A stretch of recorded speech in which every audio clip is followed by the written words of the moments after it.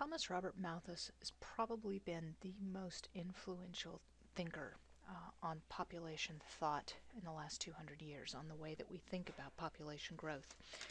He was a minister and a scholar in the 18th and 19th century, and in 1798 he published the first edition of his essay on the principle of population. He went on to release, I don't know, 6 more versions over the next 20 years where he refined things a little bit more, expanded his writings, but the basics of his theory remained pretty stable. He is often considered the first modern population thinker and developing the first theory. In a nutshell, what Malthus said is that agricultural production can only be increased 1 acre at a time. You add an acre into production, you get an acre's more food out of it. Over time, that means an arithmetic growth in food production. People, however, can produce exponentially or geometrically, as he termed it. That is, 2 people can have 4 children or more, so each subsequent generation will expand geometrically as opposed to arithmetically. So this graph, a rather poorly drawn graph, basically shows you that as agricultural production moves up in a basically 45-degree angle here, population will start shooting up. And it's that wedge in the upper right-hand corner, that difference between population and agricultural production, that leads to woe and misery and horror for all people. That is the fear of massive population growth. This was a theory. This was his way of trying to explain what was going to happen, in his opinion, and what the relationship between agricultural production and population is. His point is that as long as there is enough food, people will continue to reproduce. And that as agricultural production increases, people will have more children. So how do you avoid this exponential growth of population? There are things that come into play, and he called these positive checks and preventative checks. Positive checks are not positive in the sense of like, woohoo, great. They're positive in the sense of directly impacting population growth. So these refer to deaths, starvation, famine, illness, whatever it is that leads to more death. Preventative checks are things that lead to fewer births, but this does not include birth control. Remember, he was a minister, Church of England, 18th century, so this does not include any way of actually preventing births aside from abstinence. He was the original abstinence educator.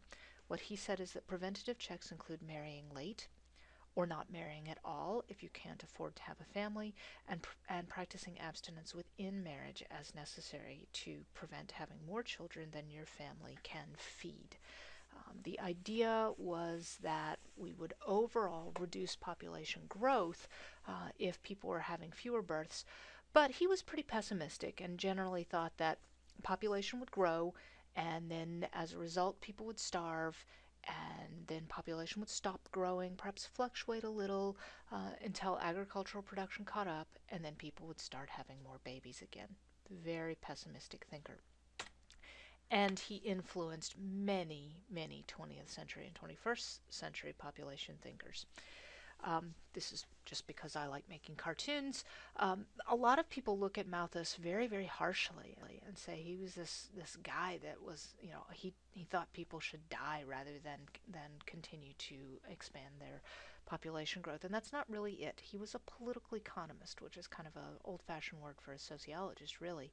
And he was simply showing that at that time, this was the relationship between food and people, and that the bottom line is that we can only support as many people as food can support. This is a common argument today.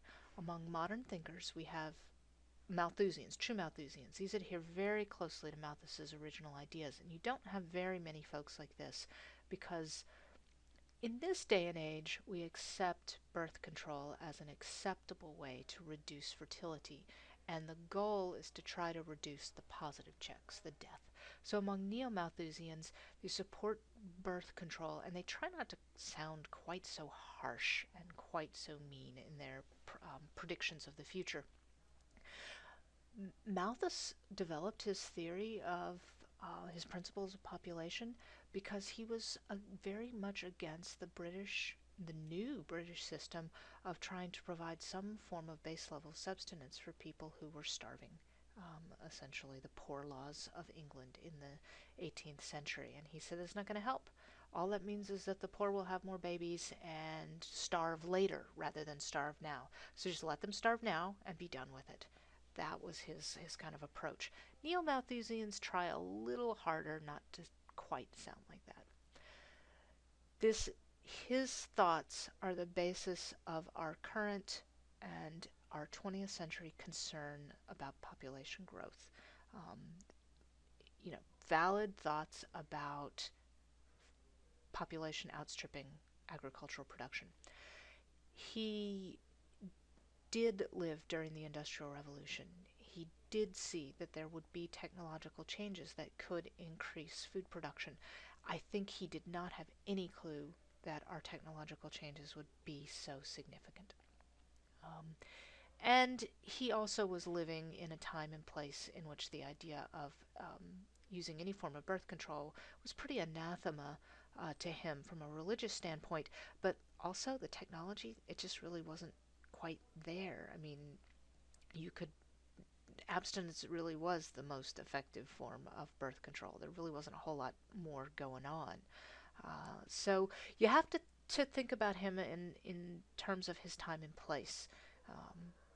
Take some of that with a grain of salt. So that's Malthus.